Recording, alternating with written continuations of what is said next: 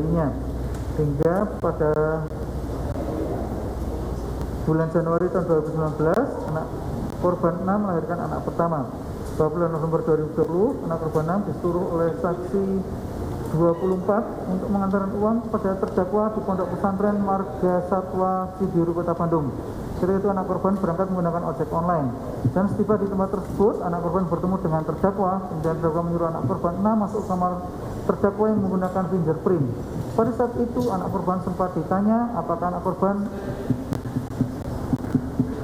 suka dirayu oleh terdakwa, tetapi anak korban diam saja. Kemudian terdakwa menyetubuhi anak korban. 8. Pada tahun 2018 bertempat di Panti Sosial Asuhan Anak Madani yang beralamat di Kompleks Sinergi Jalan Nyaman nomor 34 Antapani, Kota Bandung. Di kamar tidur terdakwa telah menyetubuhi anak korban 7. Bahwa masih pada tahun 2019 anak korban lupa bulannya, terdakwa kembali menyetubuhi anak korban 7.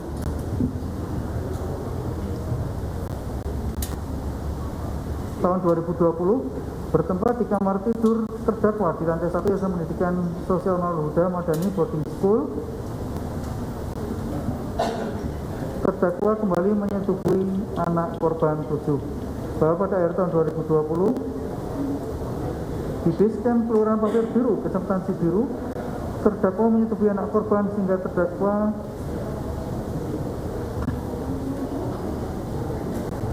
mengakibatkan anak korban 7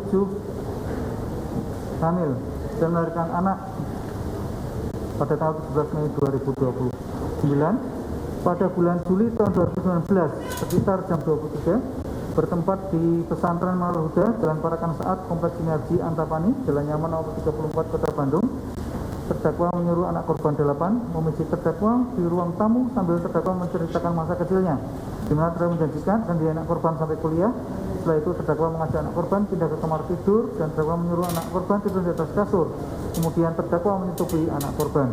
Pada sekitar bulan November tahun 2019 bertempat di Pesantren Nurul Huda Jalan Parakan Saat Kompleks Sinergi Antapani Jalan Nyaman nomor 34 Kota Bandung. Terdakwa kembali menyetubuhi terdakwa. Terdakwa kembali menyetubuhi anak korban. Bahwa sekitar bulan Januari tahun 2020 sekitar pukul 02.00 WIB bertempat di Madani Boarding School Komplek Marga Satwa Manisi Cibiru, Kota Bandung. Terdakwa mengajak anak korban untuk berhubungan badan dan kemudian terdakwa menyetubuhi anak korban. Bahwa sekitar bulan Agustus tahun 2020 bertempat di apartemen MS Kota Bandung, terdakwa membujuk dan merayu anak korban agar mau berhubungan badan dan kemudian terdakwa menyetubuhi anak korban. Bahwa sejak bulan Januari tahun 2021 terdakwa kembali mengajak anak korban untuk berhubungan badan hingga kemudian terdakwa kembali menyetubuhi anak korban 8. Bahwa sekitar bulan Maret tahun 2021 anak korban menyampaikan bahwa dirinya hamil kepada terdakwa yang mengatakan, kemudian terdakwa berkata, biarkan dia lahir ke dunia, bapak bakal biayai sampai kuliah sampai dia sudah mengerti, kita akan berjuang bersama-sama. Bahwa pada hari Rabu tanggal 19 Mei 2021 anak korban 8 hamil. Terdakwa kembali menyetubuhi anak korban 8 di Basecamp Jalan Cibiru Hilir, Kota Bandung. Bahwa pada saat kejadian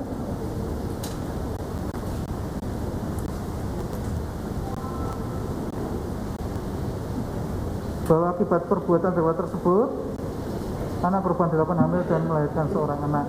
10. Bahwa pada bulan Desember tahun 2019 bertempat di Kompleks Sinergi Parakan Saat Antapani Tengah, Kota Bandung. Pada saat malam hari ketika anak korban 12 hendak tidur, tiba-tiba anak korban diminta ke kamar tidur terdakwa di lantai 1. Anak korban karena ketakutan segera ke kamar tidur terdakwa yang saat itu sedang duduk di atas kasur, sedangkan anak korban di bawah di lantai. Lalu terdakwa mengajak anak korban duduk di samping terdakwa. Kemudian setelah itu terdakwa melepas baju dan seterusnya, dan kemudian terdakwa menyetubuhi anak korban. Kemudian terdakwa menyuruh anak korban untuk segera pergi tidur sambil terdakwa berkata agar anak korban tidak menceritakan kejadian ini kepada siapapun. Bahwa pada bulan Januari tahun 2021 bertempat di Pondok Pesantren Komplek Yayasan Marga Satwa, Kelurahan Pasir Biru, Kecamatan Cibiru, Kota Bandung, terdakwa kembali memanggil anak korban 12 untuk ke kamar terdakwa, di mana terdakwa mulai mengajak anak korban untuk bersetubuh dan kemudian terdakwa menyetubui anak korban. Bahwa korban tersebut anak korban 12 hamil dan melahirkan seorang anak. Bahwa pada bulan Februari tahun 2021 terdakwa pertama kali menyetubui saksi anak korban 11 bertempat di pesantren Manarul Huda, Komplek Marga Satwa, Kelurahan Pasir Biru, Kecamatan Cibiru, Kota Bandung. Pada saat itu terdakwa mengajak anak korban 11 untuk bersetubuh. Namun sebelum anak korban menjawab karena masih dalam keadaan bingung, terdakwa langsung menyikap rok anak korban dan kemudian membuka celana dalam anak korban dan kemudian menyetubui anak korban. Bahwa selama bulan Februari 2021 anak korban 11 telah disetubui 6 kali dan dilakukan pada sore dan malam hari. Pada awal Mei 2021 di apartemen TSM, terdakwa terakhir kali menyetubui saksi anak korban 11.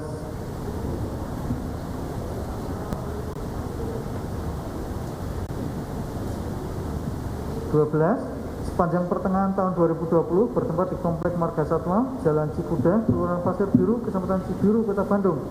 Terdakwa membangunkan anak korban 13 dengan cara naik ke kamar atas dan mengetuk pintu kamar. Selanjutnya menyuruh anak korban turun dan masuk ke kamar terdakwa untuk memijit kaki terdakwa.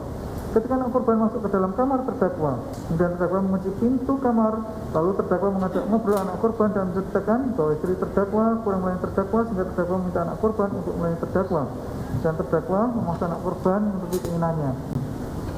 Kemudian terdakwa membisikkan kepada anak korban bahwa murid harus menurut dan taat kepada guru. Selanjutnya terdakwa membuka celana dalam anak korban dan kemudian menyetubui anak korban. Pada saat itu anak korban melakukan perlawanan, itu mendorong badan terdakwa, namun terdakwa tetap menyetubui anak korban. Setelah selesai kemudian anak korban disuruh kembali ke kamarnya. Bahwa peristiwa kedua, yaitu sebulan setelah peristiwa pertama dengan cara yang sama, tetapi yang kedua terdakwa menyetubui anak korban di kamar terdakwa tersebut. Bahwa kejadian ketiga terjadi di akhir tahun 2020, di mana peristiwanya sama dengan peristiwa yang pertama dan kedua. Kemudian terdakwa menyetubui anak korban. Bahwa yang keempat pada bulan Maret 2020 sama dengan peristiwa pertama, kedua, dan ketiga. Semuanya dilakukan oleh terdakwa pada satu malam, kira-kira jam 10 malam, di pesantren Tahfidz Madani, Komplek Marga Satwa, Jalan Cikuda, Kelurahan Pasir Biru, Kecamatan Cibiru, Kota Bandung, di mana terdakwa menyetubui anak korban 13.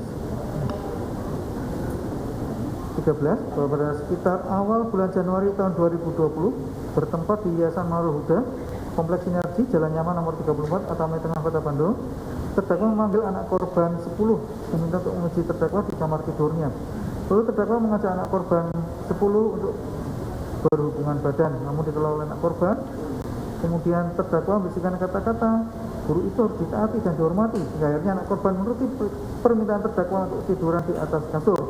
Lalu terdakwa mulai buka celana kenakan korban dan kemudian menyetubui anak korban.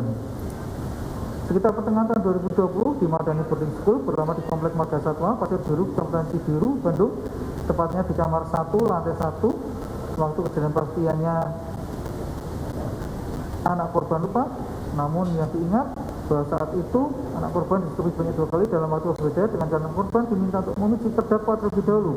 Kemudian oleh terdakwa diajak berhubungan badan dan kemudian terdakwa menyetubui anak korban.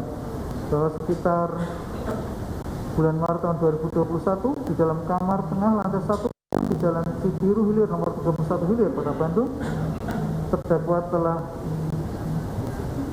mengajak anak korban 10 untuk berhubungan badan, yaitu dengan terdakwa memanggil terlebih dahulu anak korban dan diminta memijit terdakwa di kamar tidurnya.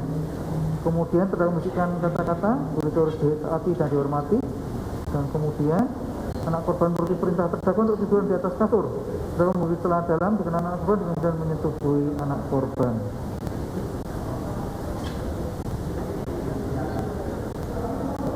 Menimbang bahwa berdasarkan fakta tersebut, majelis hakim berpendapat bahwa antara tahun 2016 sampai dengan tahun 2021, terdakwa telah melakukan persetubuhan terhadap anak korban yang berjumlah 13 orang, yaitu anak korban 6, anak korban 9, anak korban 2, anak korban 10, anak korban 12, anak korban 3, anak korban 4, anak korban 6, anak korban 7, anak korban 13, anak korban 5, anak korban 8, dan anak korban 11 dan 8 orang anak korban diantaranya hamil dan melahirkan 9 orang anak.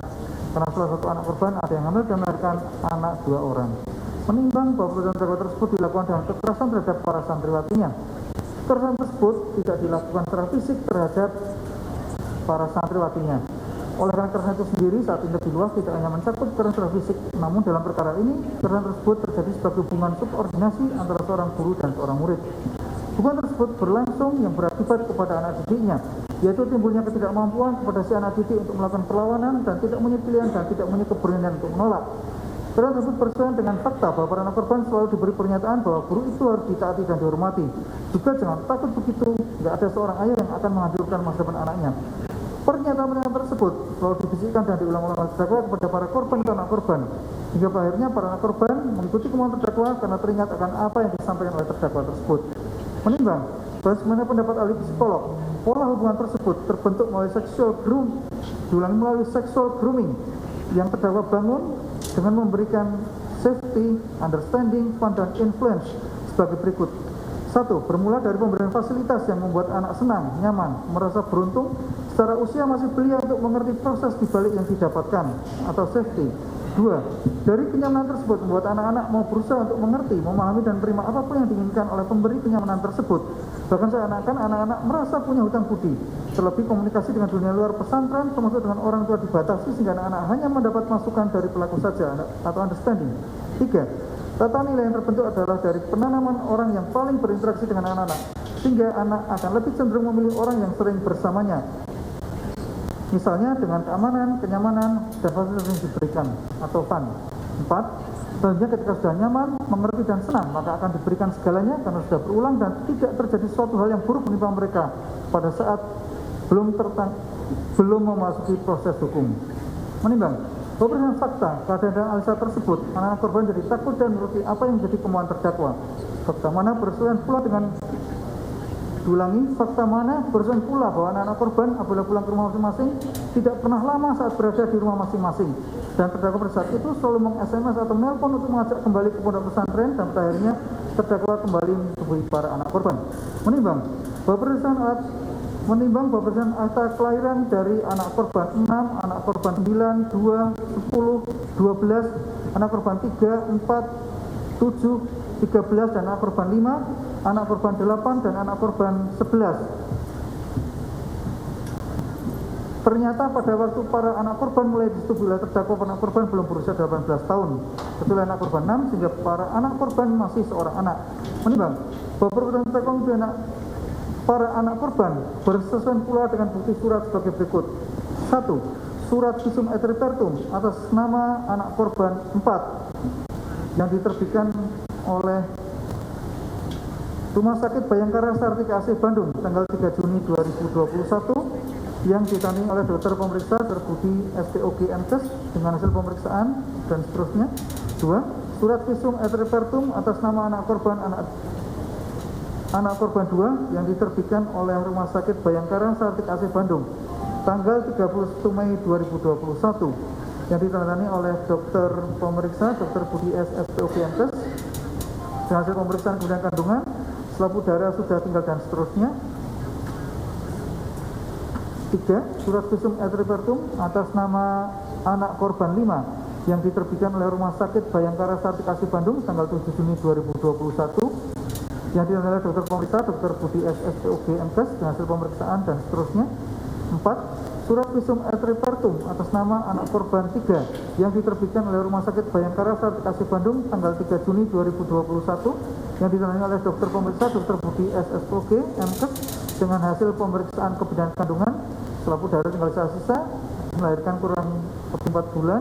Hasil pemeriksaan menyimpulkan selaput darah tidak utuh dan melahirkan seorang anak pada tanggal 26 Januari 2021. 5. Surat visum et repertum atas nama anak korban 9 yang diterbitkan oleh Rumah Sakit Bayangkara Sartikasi Bandung tanggal 7 Juni 2021 yang ditangani oleh dokter pemeriksa Dr. Budi SSOG MKes dengan hasil pemeriksaan kebidanan kandungan selaput darah arah jam 3 dan seterusnya. 6. Surat visum et repertum atas nama anak korban yang diterbitkan oleh Rumah Sakit Bayangkara Sartikasi Bandung tanggal 28 Mei 2021 yang ditandai oleh dokter pemeriksa Dr. Budi SSOG MKes dengan hasil pemeriksaan dan seterusnya. 7. Surat visum et repertum atas nama anak korban 6 yang diterbitkan oleh Rumah Sakit Bayangkara Sartikasi Bandung tanggal 3 Juni 2021 nomor polisi R dan E dan seterusnya yang ditandai oleh dokter pemeriksa Dr. Budi SSOG MKes dengan hasil pemeriksaan kebidanan kandungan status hamil kedua dan seterusnya. Dengan kesimpulan selaput darah tidak utuh bisa melahirkan hamil 29 minggu. 8. Surat visum et repertum atas nama anak korban 7 yang diterbitkan oleh Rumah Sakit Bayangkara Sartikasi Bandung tanggal 3 Juni 2021 nomor polisi R E dan seterusnya yang ditangani oleh dokter pemeriksa Dr. Budi SSOG MKes dengan hasil pemeriksaan kebidanan dan kandungan selaput darah bisa melahirkan dan seterusnya.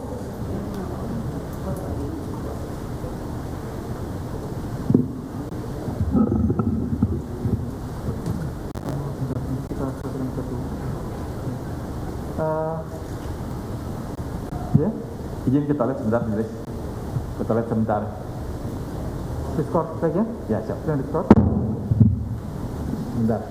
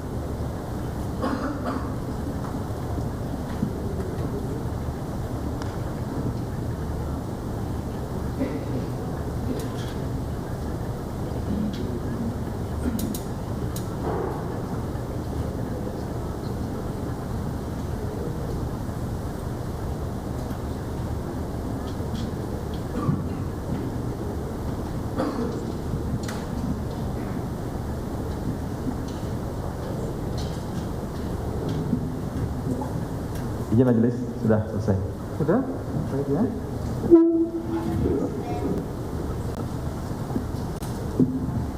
Cabut, lanjut kembali. Kami ulangi.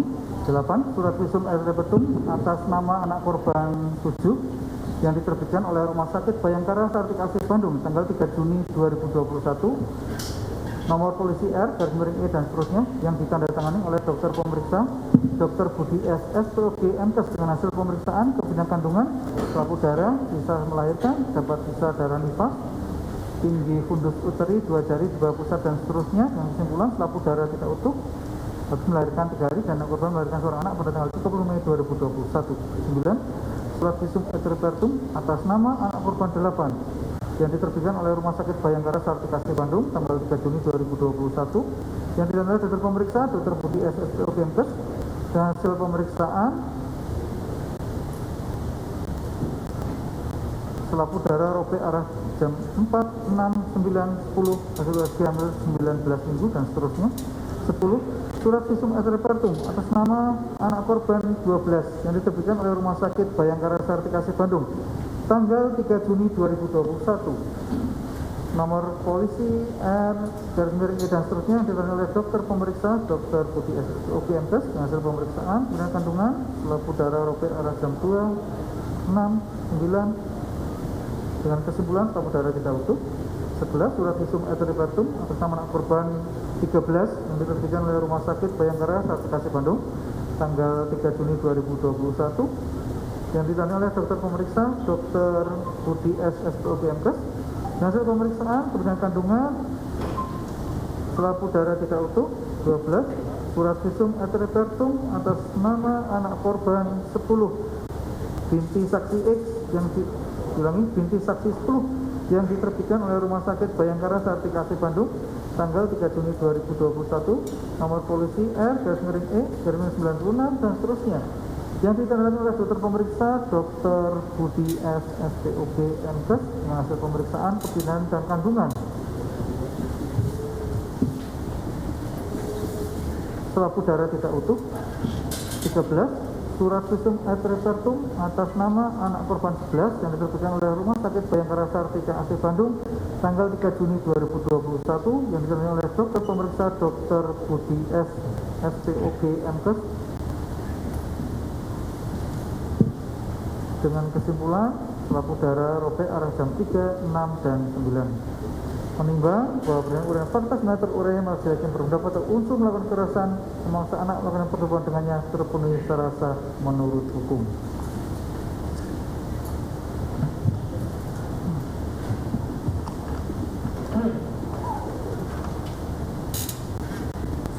Ketiga, tentang unsur dilakukan oleh orang tua, wali, pengasuh